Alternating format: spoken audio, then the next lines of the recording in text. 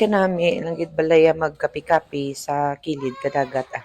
Kita mo na bala nga may peace of mind ka man, miskan kadali lang. Pero paano ka bala magka-peace of mind kung temprano man gabugtaw ang toddler mo kag manuglumpat nas dagat?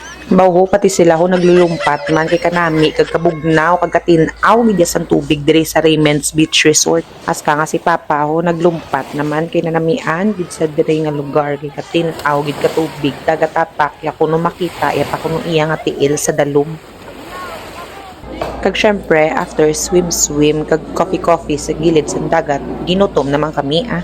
Nagkaon na lang kami diri sa ilang canteen or resto sang Raymond's. Syempre, kay kalamig sang dagat, naglumi-lumi kami diri danay una. Wala ko na nabidyoan ng ibada kay gutom na kuya. Kag syempre, busog naman ang mga person. Mga walking kita danay. Bali, diri kami sa Raymond's guys. Kag makakadto kami dito sa Pihak sa Alubihod Cove. Dara pa lang na da siguro sa mga 8 a.m. Kagkadamo na da sang nagapalarigo sa dagat. Siguro kay syempre, mainit na karon. Nami lang subong kay gurugal.